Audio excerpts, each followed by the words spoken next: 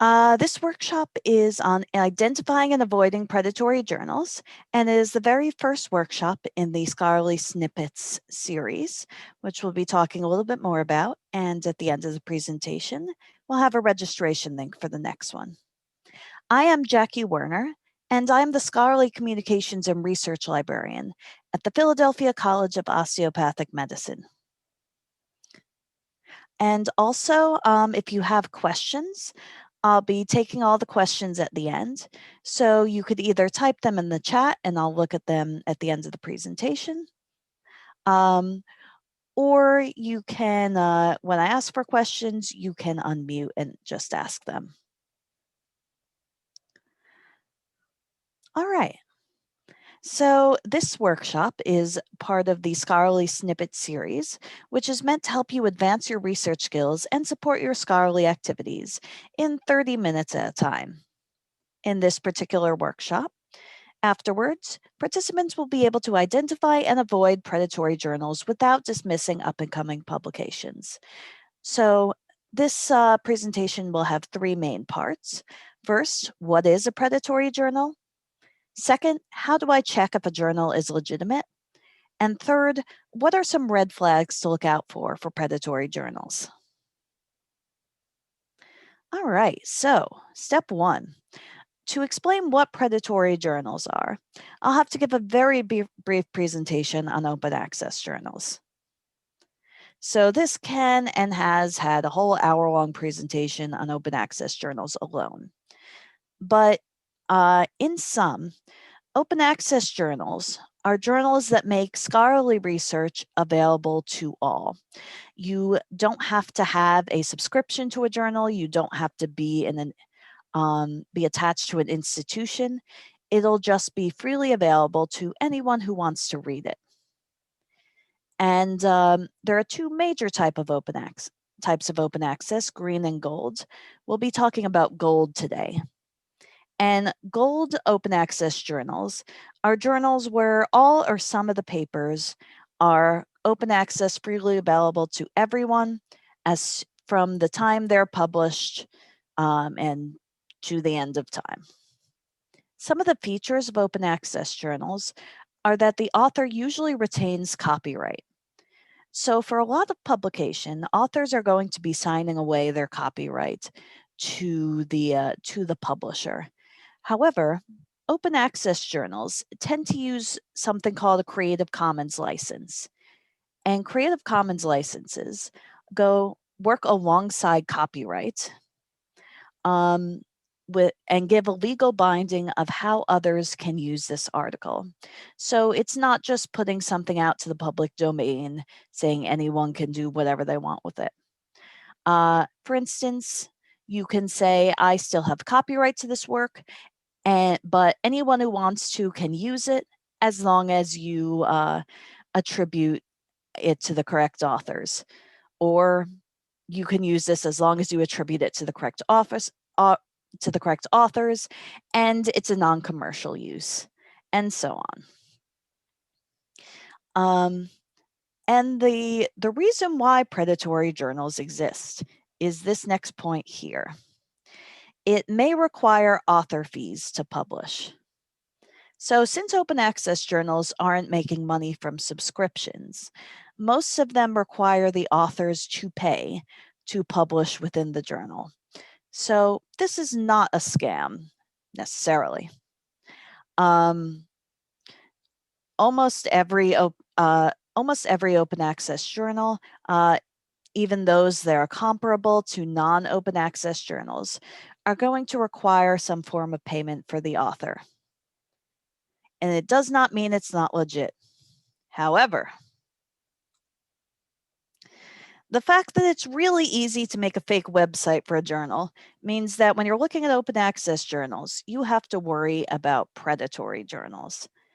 And this is a term meant for open access journals, which I use in quotes because they are designed to scam money from scholars by just kind of throwing up their works in the journals that aren't academically sound and taking the author fees. Some examples, Some examples are journals that have no assurance of quality, so that publishing in them won't count for anything. You putting it on your CV won't mean anything.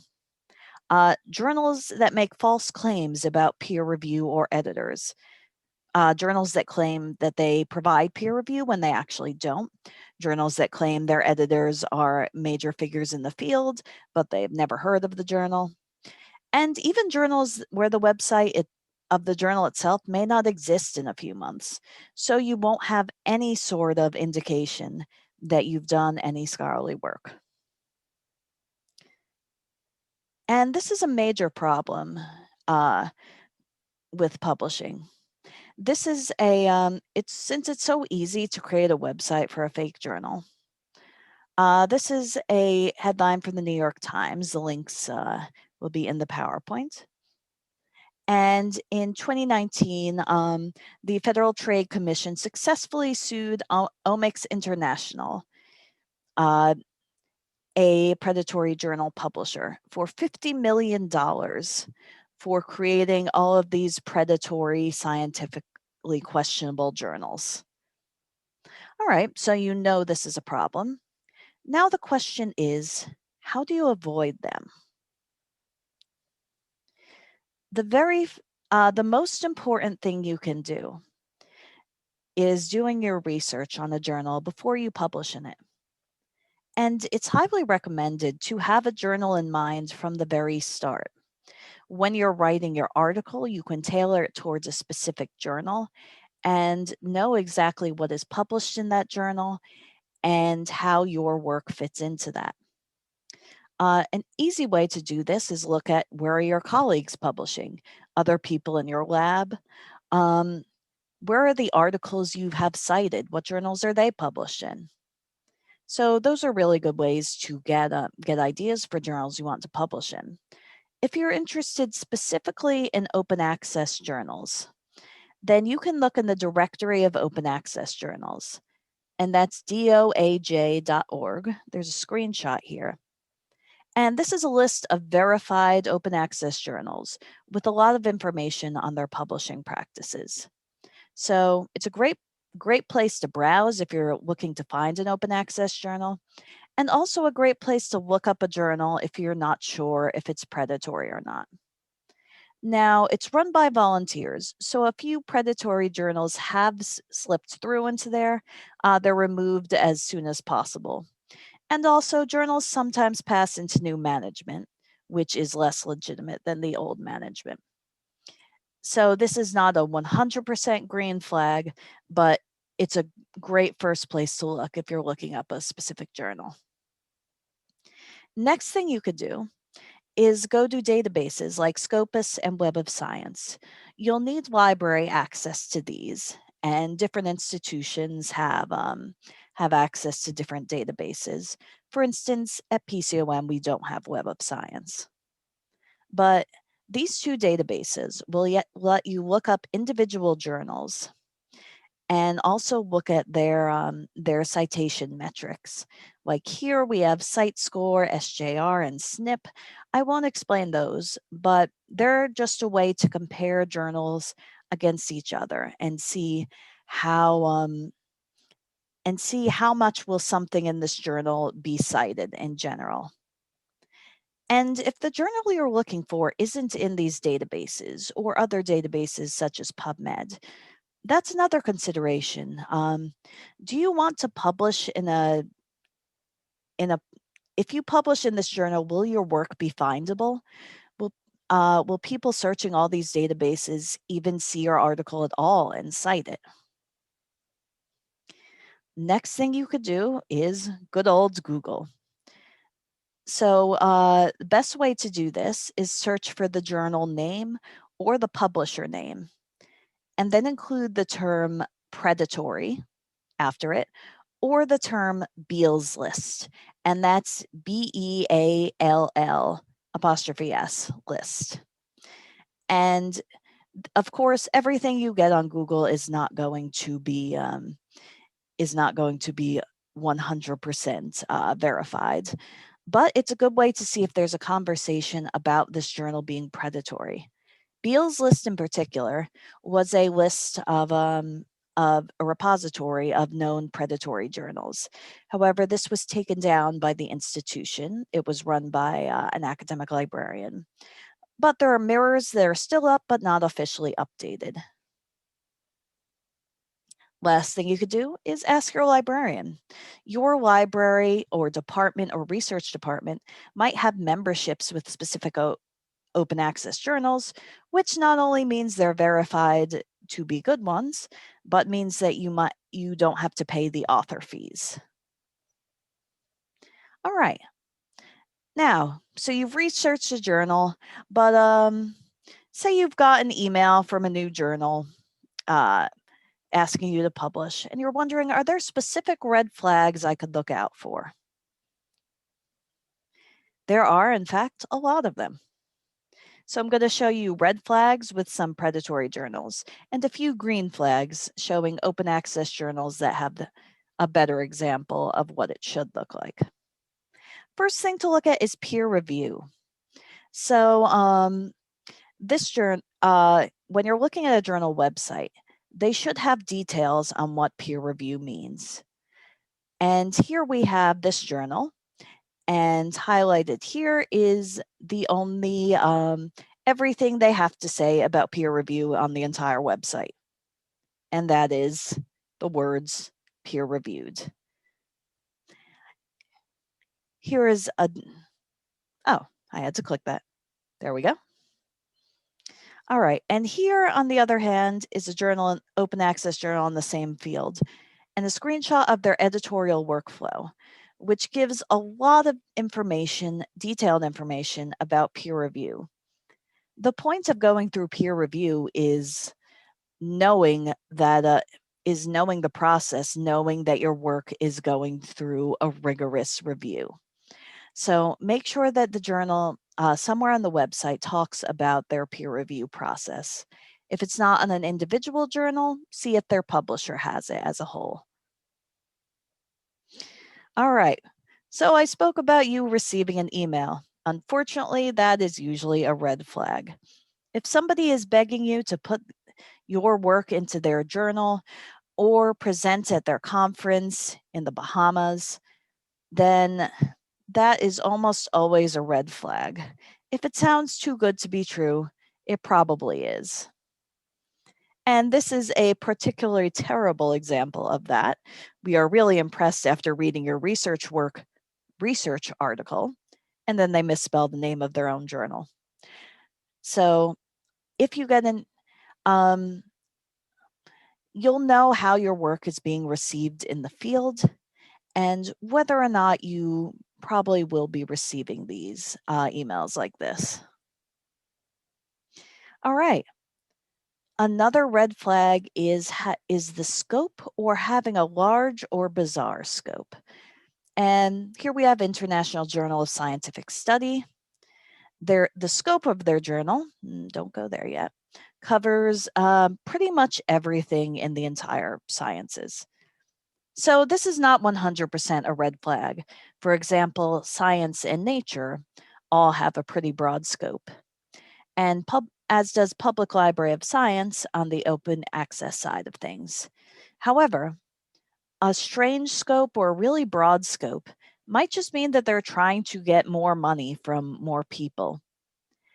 And browsing that journal is not going to, is going to give you a lot of irrelevant papers in a completely different field. Another red flag is rapid publication. Once again, if it sounds too good to be true, it probably is.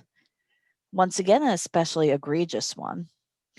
You get acknowledgement of receiving it within 12 hours of submission.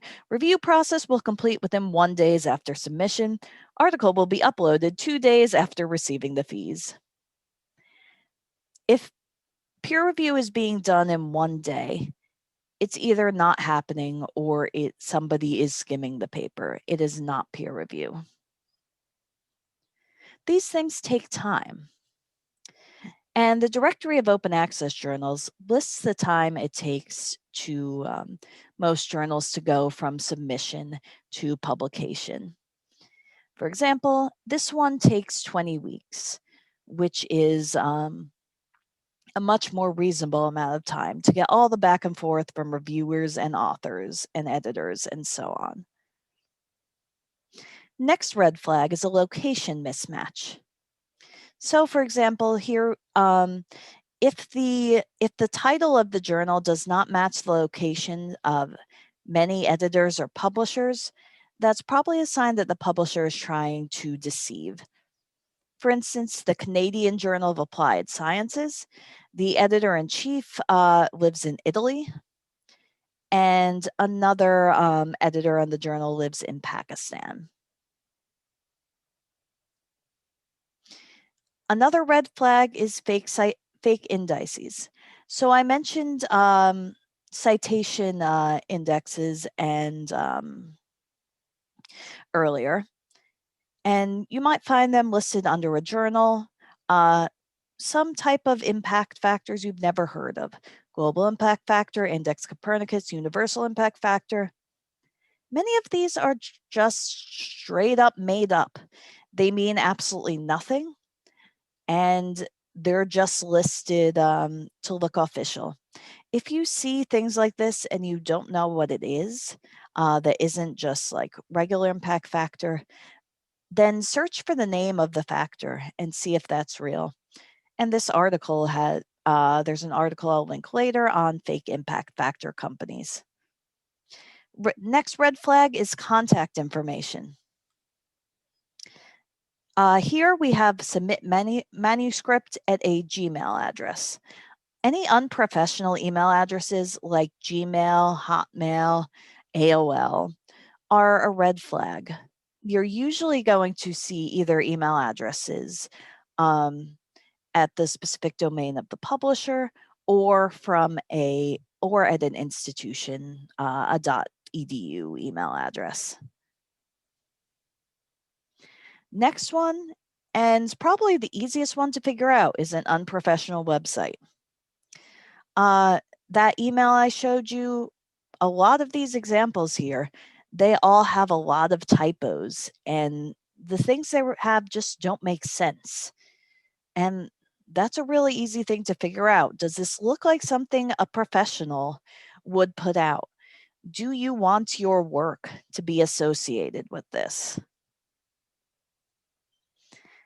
Another thing you can find on the website is contradictions. Does the website contradict itself? Here, from the journal from the last slide, it says editors, authors who contribute in our journals will transfer copyright of their work to the publisher. On another subpage, it says the majority of authors retain copyright for their articles. If it contradicts each other, they probably don't actually know what they're doing. Another red flag here is hidden fees. The web journal website should give the exact value of these author fees you're going to be paying. They are not trying to, legitimate journals are not trying to trick people to pay more than expected. They'll have the price listed straight out. Here we have a journal that says the publication charge may be varying according to the journal. Visit the instructions for the authors on the particular journal page. And here it is just not on there. Better example here is another journal that has a detailed exactly how much you're paying in different countries for whether there are waivers or discounts and so on. A high fee is not a red flag, but not saying what it is. And the final red flag is paper quality. Just look at the published papers on that journal website. Since it's open access, you could read all of them. Are they any good? Once again, do you want your work to be displayed next to these other papers? So for example, here's a paper from Farmer Research Library. Kind of hard to read, but this is a screenshot of an entire review article. this is not getting across any useful information. And here's a better example in which the abstract is the same length as the entire previous article. So some of them are going to be easier to spot than others. But if you see articles that are just really obviously poorly written or poorly designed, then that is a good sign that the journal may be predatory and you just don't want to be associated with that. All right, so now I am going to take some questions. Let me check chat first. All right, nothing in there, but also the PDF of this presentation is available for download in the chat. And we will have a video, and yes, we will likely get the PowerPoint up for download somewhere.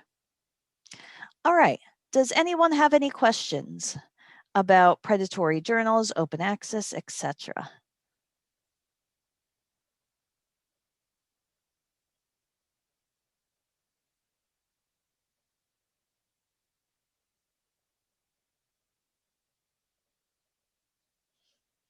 All right, I'm not seeing any.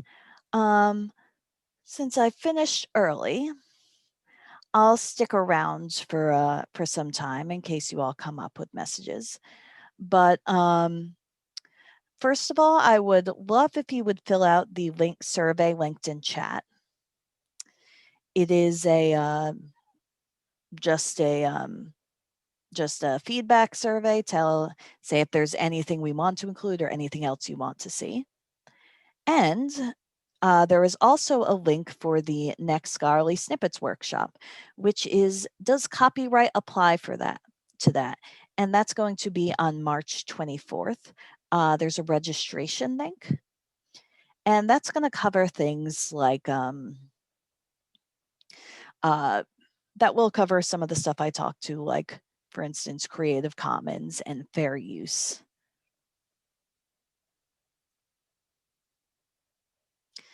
And also here's the link. Here's the list of sources I've talked about. I believe the links are probably easier to click on in the PDF linked, and also the examples of good journals. All right. So anyone have any questions or comments?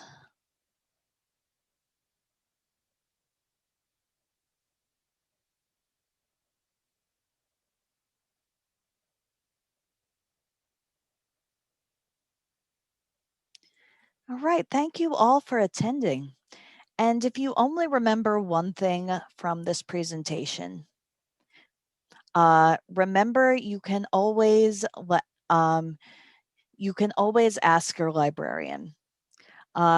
You probably have some sort of research librarian that is here specifically to help you with doing research.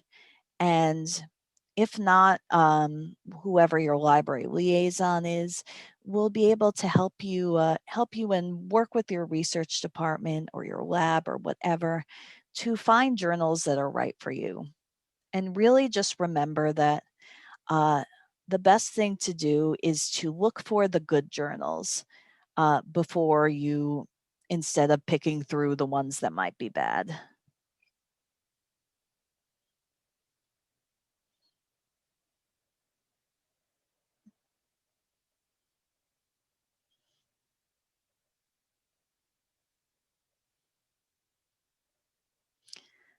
All right, well, I hope you all, oh yes, there's a question. I was once asked to be on an editorial board, send a CV and picture, never heard anything more, probably predatory. I would say yes, but I know a lot of jobs have a bad habit of never actually replying to people. So it could really go either way. To make sure something's predatory, the best way is to just look over the website. Never got anything to review, been over 5 years. Probably predatory.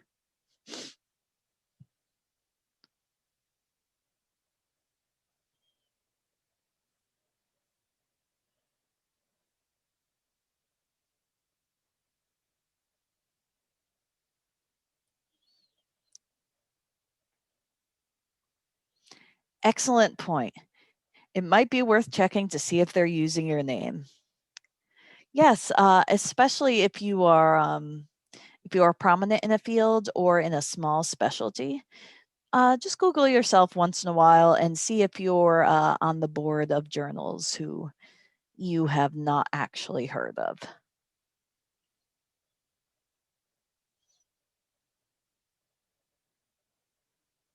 I'm fairly sure there have been boards where they found out it was somebody's dog listed.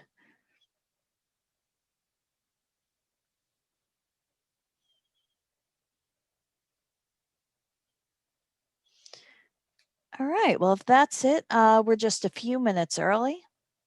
So I will stop sharing. All right, and have a wonderful rest